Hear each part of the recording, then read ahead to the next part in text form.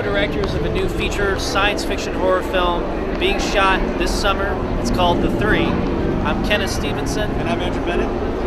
We met in college at Ball State University, the alma mater of David Letterman. We started a company while we were still in school there called Studios MTC. My background has pretty much been in visual effects and editing, post-production.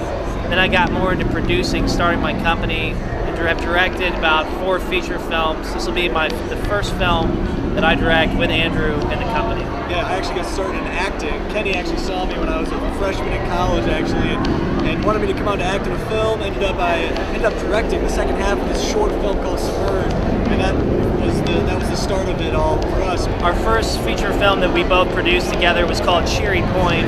It was a science fiction 90-minute film. It just got picked up by ITN Distribution. We have a TV anthology series called Cerebral right now, and generally, think of it like the Twilight Zone, where every episode doesn't necessarily follow a continuity with characters and storyline, but they all follow a general tone.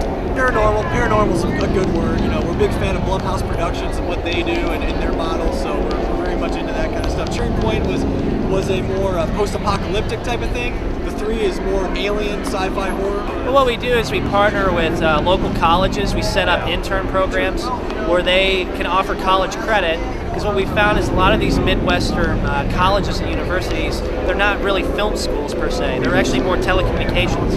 So what we're doing is we're bringing them in, we're introducing them to our systems, teaching them how to run a militarized set, because it really is.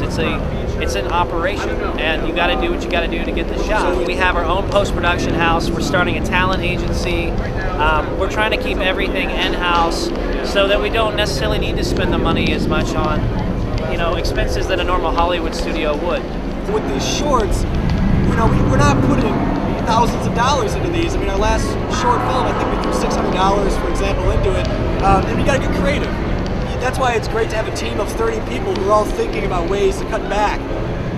We're not going to shoot something if it looks stupid. We're smart about how we write. And there are limitations. Our last episode for Replica, Adam had written it in such a way that the whole script was about a cloning situation, a girl and her clone, and she's dying. It all takes place in a hospital. Well, with a bunch of Midwestern college kids and a small budget, you can't do that. So it basically came down to, let's figure out a hospice situation instead of a hospital. Right. So we found a very hospitable family, had a huge house in town, and it ended up being a better film. Yeah. When you're forced to be creative, you kind of have to think outside the box. Same with our first film, Rust, was a zombie film, and instead of thinking we can go out and show the entire world that this took place in, we made it a more intimate story, focusing on the family, on the characters in a house. So we have a post-production house, and we have a team that can do some impressive things.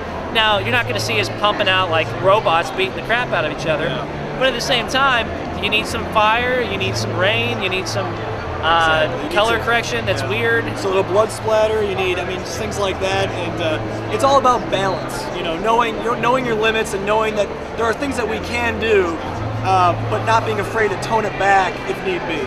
If you go to our Facebook page, facebook.com/the3movie, and our Twitter page, same handle at the end there, you'll find all the information you need. But essentially, bottom line, our main character, Brian LaRue, comes back from the war in Afghanistan, and he's suffering from PTSD. And when he returns to his hometown in Roanoke, Alabama, he's trying to put the pieces of his life back together.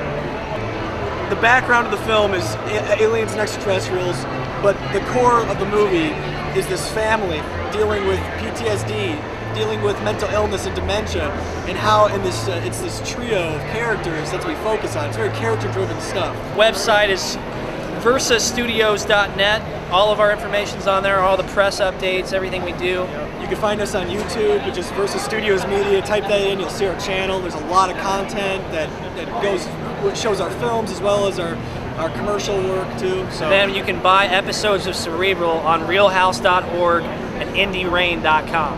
So we're really trying to take advantage of the advancing VOD market. Right. So that's what we're doing.